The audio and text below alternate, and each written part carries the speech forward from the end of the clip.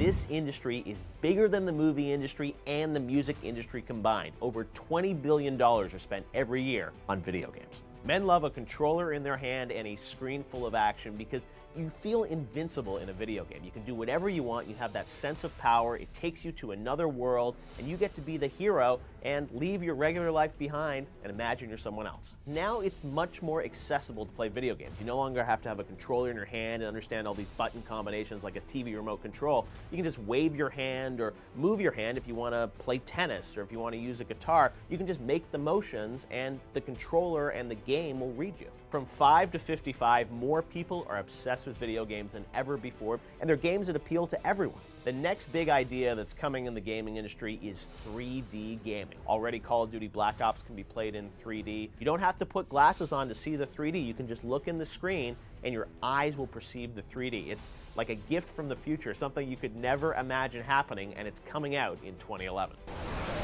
Okay, we love video games. It's a multi-billion-dollar business. I'm Cris Collinsworth. We're back inside the vault with Jill Wagner, Alonzo Bodden, Wired Magazine's Jason Tanz, and Nick Thompson from The New Yorker. And the question is, and we're all a little embarrassed and sort of humble about this, but should grown men be playing video games at the rate that we play them? Absolutely. I mean, video games are one of the most amazing forms of entertainment. They combine now the graphics and storylines of movies, but you have the opportunity to play inside of them. Video games are in some ways the most sophisticated form of entertainment there is right now. Yeah, they're actually, we tend to think of video games as like, just shooting a gun at a screen, and a lot of them are that, but they are becoming a little bit more intricate. Gameplay is one thing, but the real interesting thing is the story around it. You kind of pick up the story around it that sort of unfolds in this really intriguing way. You know where I am right now. All my kids want to play is the Madden game. You're the voice of Madden. That really makes that plan awfully tough to execute. Do you play Madden? Do you play you and say, did I just say that? Yeah, and I hit the mute button as much as anybody else does. I'm like, shut up. I literally have to say, oh, Brett Favre just threw his 32nd interception of the first half. Oh, what's the matter with him? I mean, the situations are insane, but they actually happen. We did a story in Wired that NFL teams are actually training in some ways on Madden. Like, athletes come and they have a deeper understanding of the plays that they can run, and it's changed the way they play because they've grown up playing Madden.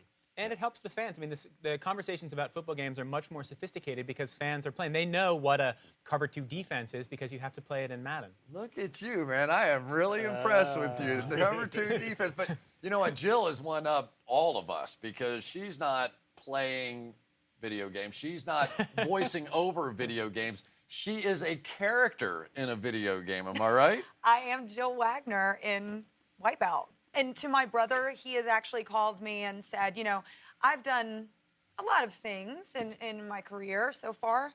Nothing has impressed him until now. And I changed a couple things, maybe accentuated a couple things. Why not? It's a video game so character. You're Barbie in this game. I am Barbie, finally. Well, the heck with talking about this. We are going to finally have a little head-to-head competition between you two. This is the battle of the sexes here. So we've got the game right over here. Let's so go, just big walk guy. on over. Come on. Come on. Now, this is going to be a show. Tell me about the future of video games. Where are we going? Well, in the segment, that guy said that guys like to have a controller in their hand, which is true, but increasingly, you're going to start seeing video games with fewer and fewer controllers. And now we're starting to see new devices that don't use controllers at all. Right? Just gestures, and you're actually moving around. You don't have to learn that the B means jump and the A means duck or whatever. If you do something a lot, it rewires your brain. I mean, there are doctors who practice surgery through sort of a virtual reality video game environment and improves their surgery skills. And actually, you can take that even further. The game dynamics and mechanics are starting to pervade our life in different ways. So in some ways, Facebook is a game, right? You win by getting people to respond to your comment or to repeat your comment or whatever. And we're starting to see that game kinds of behaviors can actually be really good at teaching skills and at encouraging different kinds of social behaviors as well. Your toothbrush will get mad at you if you don't brush your teeth because you don't have enough points. Hey, Collinsworth, we got a game going on. Go on with it, man. Get out of here.